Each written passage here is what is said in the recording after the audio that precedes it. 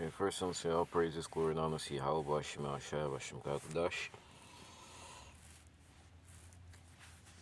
Give double honors to Elders, Apostle, Teacher, Great Millstone, for my land of truth.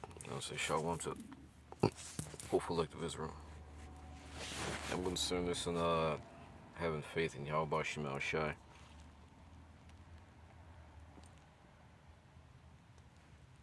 And we saw that we saw the fruits of that, especially during Moses.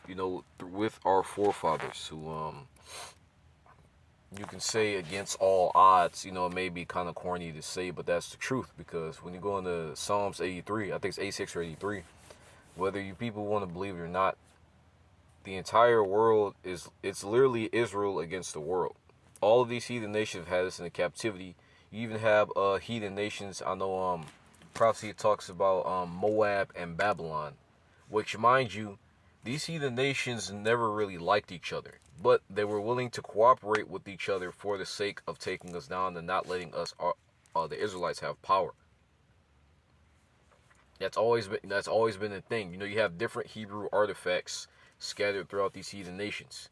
You got, what's that? The Moabite stone, Los Luna stone. You got a stone from the tribe of Gad. All these stones with Hebrew on it, scattered throughout the world. Different artifacts. I don't even want to say vestiges, but pieces of our history. Like what in the Vatican they have. You got that book, Russian Icons. You actually have the actual paintings as well.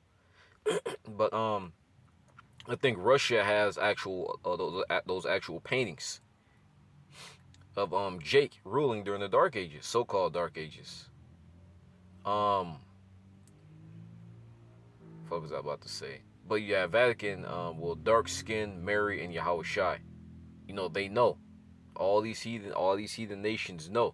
And they know what it means to have for us to be on top, them in slavery. Just like what King David did. This all really happened. It's not some fucking fairy tale. But that's where what our forefathers gets all odds. That's where faith gets you. The victory. You go into Moses. It took faith to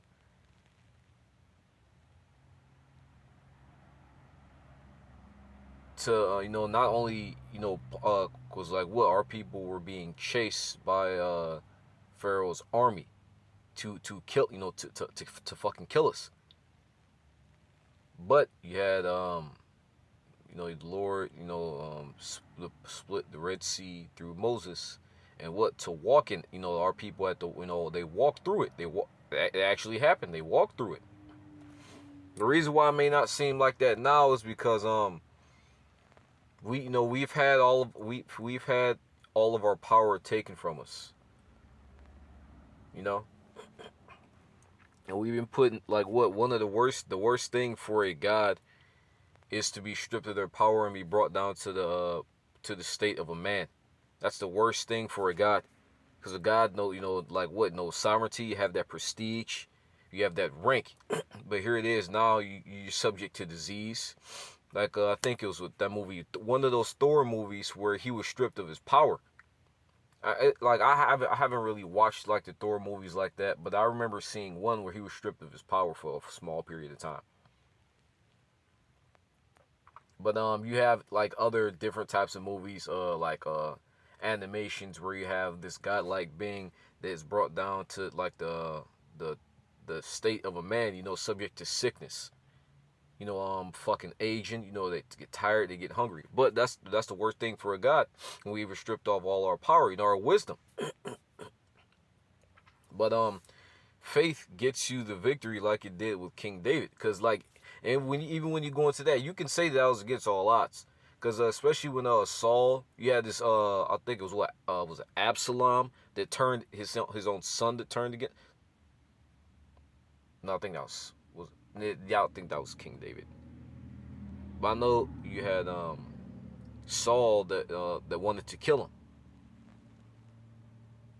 He was chased from to different nation, to different heathen nations. But there is an instance where he got found and he had to feign I think he's, if I remember correctly, he's brought to I think it was a Philistine king, but he had to act, he had to act retarded, pretty much. And they let him go because they said, this ain't King David. Was it Ammon? I think it was Philistines or Ammon. One of those. Like I said, it's been a while since I read that, but probably gonna go to that after this video. But yeah. But what, it took faith, and it says here, Ecclesiastes 2 and was it 10? I'll just go with Sirach 2 and 6. Believe in him and he will help thee, or that way right, and trust in him. And even now, you have there's that brother that got kidnapped, and I think a family member of his was in the whole street life thing. He got kidnapped. They went through his phone. They saw that he was making videos of the Bible, and they realized that he wasn't the one that they were looking for. That, like, once again, that belief and that work for the Lord, it literally, that was literally the difference between life and death. Because one of the guys wanted to kill him, but they looked through his phone. They saw, no, this guy isn't, he isn't a part of this. He makes videos about the Bible. He isn't a part of this. That was literally the difference. That's the difference between life and death, faith in the Lord. That's where that gets you. And then the scriptures talk about how faith in the Lord is the length of days of your life. Days will be prolonged by having faith in Yahweh Shema Shai.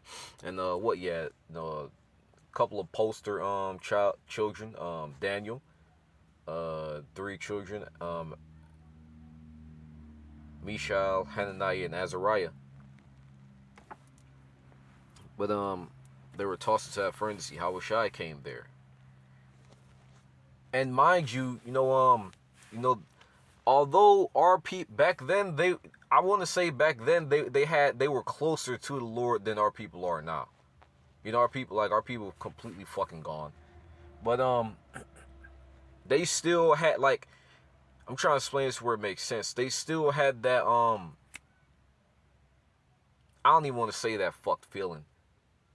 Like, I don't really have the words for it. But now, here it is. Now you have our people that have no faith. They'll look at it as like a hopeless situation. But even back then, in that seemingly hopeless situation, they had faith in the Lord.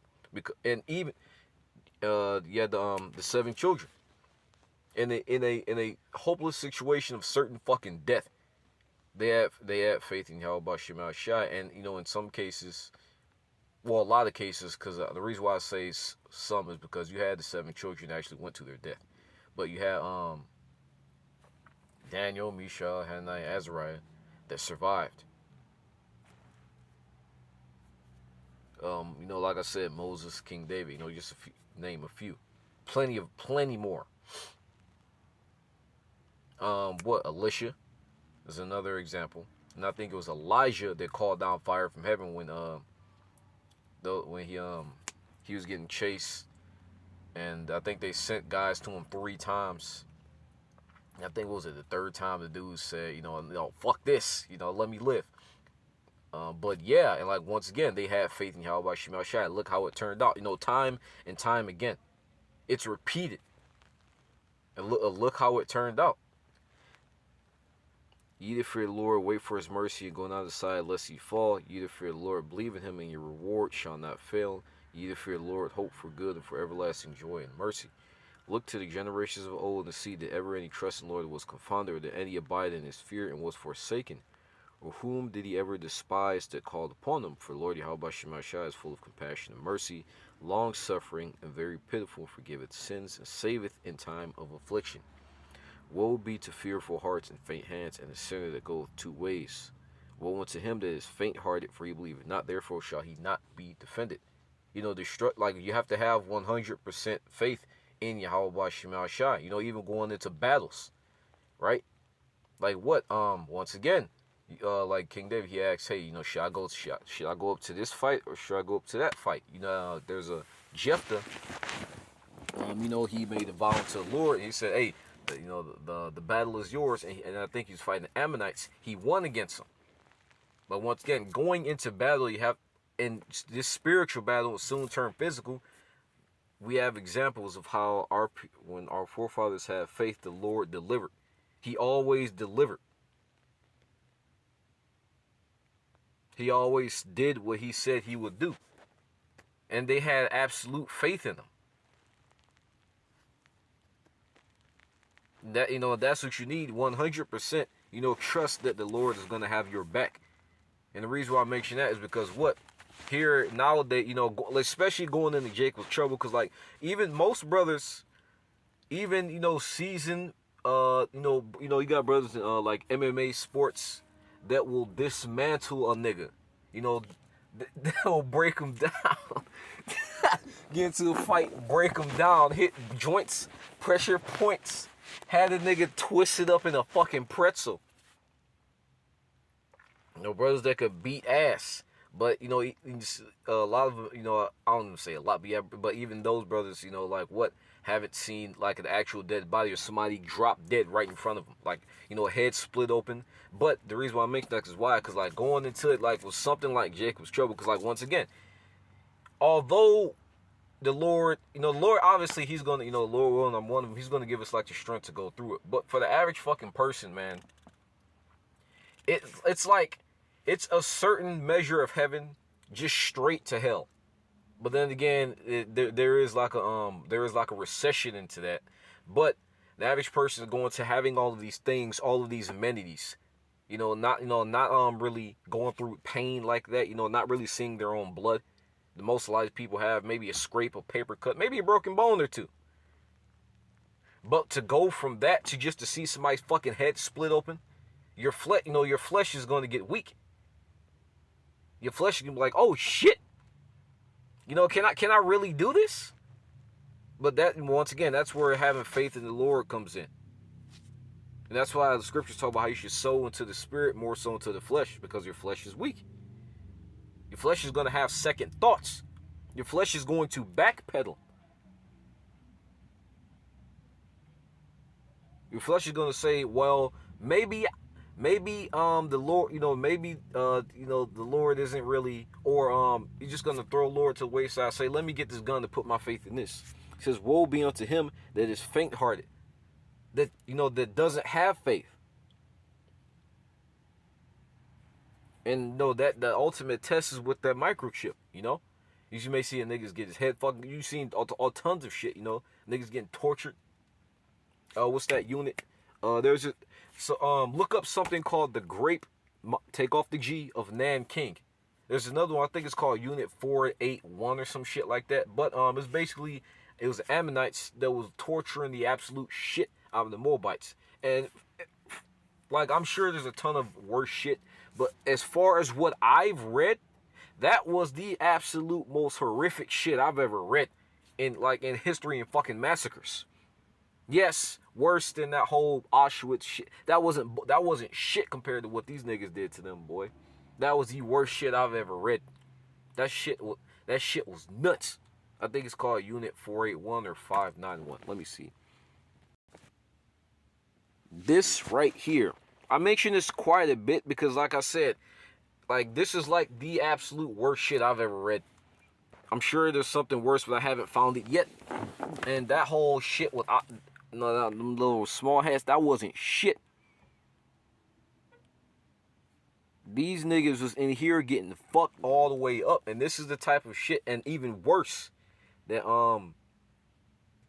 is going to be happening when the so-called white man comes down. Because one of the things, he has all these things for reference, but man, he's also the most wicked piece of shit to have ever been erected in the earth. So you already know he has a ton of shit. But even when you go into all that, once again, looking at that, you'll say like, oh shit, your flesh should get weak.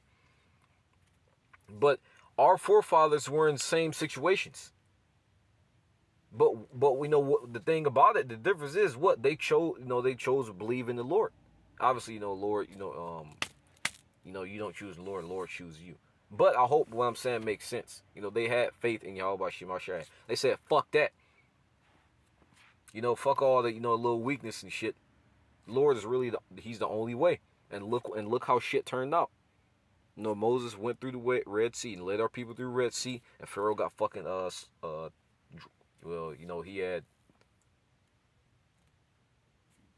he had to drink of water. Let's just put it that way. You already know a motherfucker drowned, and his army. David was out the lion's den, King David. not Daniel was out the lion's den, King David, and Yahweh Shai, you know. But look to generations of old, did ever any trust in the Lord, and who was confounded, or did any abide in his fear and was forsaken, or whom did he ever despise that called upon him? You know, not being not being a little bitch, you know, having faith in how about Shema Shai, but at the same time not being a dumbass and doing something stupid.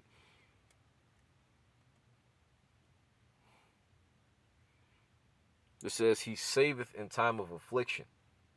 And I had a little situation yesterday where my car wouldn't start, so I had to get a new battery and replacing it. But made me late for work. And they're just and you know, I got there, had the people replace my car battery when I was at they came over to the house, and then when I was at work, I had somebody, you know, at the house, you know, taking care of things. But I'm not like, you know, without going into too much detail, there's other things that, you know, that happen. But the reason why I mentioned that is because there were smaller things that lined up into perfect place, that if those things weren't there, then I would, then, you know, like I would probably been in a bad situation, you know. And like there's other things that we have test, you know, brothers have testimonies, sisters have testimonies of you know, like certain things lining up perfectly, and you know you have these like situations that line up perfectly to our benefit, and it happens over and over again. So it's not, you can't just say, oh, it's a fucking coincidence. But once again, the Lord, you know, the Lord has our back. And the reason why this type of thing is pushed so many times, because once again, we're going into the worst time that has ever been. And most of us haven't seen somebody get their fucking head chopped off right in front of us. Or somebody, you know, get their fucking guts cut open. You know, we may see that in movies. And even when you go into movies and in reading, right? Like, you'll cringe. You know, you like, what? I was just watching this movie, The Punisher. No, there was an older movie with John Travolta, and there was a newer TV series. But at the last episode of the TV season 1 of the TV series, pretty much, I'm not gonna go too much into it, but there was the big baddie, the bad guy. You know, I already know how brutal the fucking Punisher is, that nigga. But he was dragging this nigga's face across broken glass, and you heard this nigga screaming. And like, you know, I was like, ah, god damn. You know, I kind of like cringed a little bit, just like in fucking instinctively, cause like and you know, I was rubbing my face and shit. But you know, like just you get like, and you get that weird, you know, feeling in your stomach. You like, this nigga over here getting fucked up. You know, it's not just an ass whooping. This ass whooping from hell. Nigga getting his face and the nigga was a military dude pressing bruh's face against glass and you could hear the flesh tearing. And even now, like I get that weird feeling just remembering that shit. But how much more actually seeing somebody get the shit tortured out of them? You know, seeing somebody get fucking cut open, the screams, the scent. Once again, your flesh will, you know, your flesh will backpedal. That's why, and that the flesh is weak, but you know, through the Spirit we have strength with the Lord.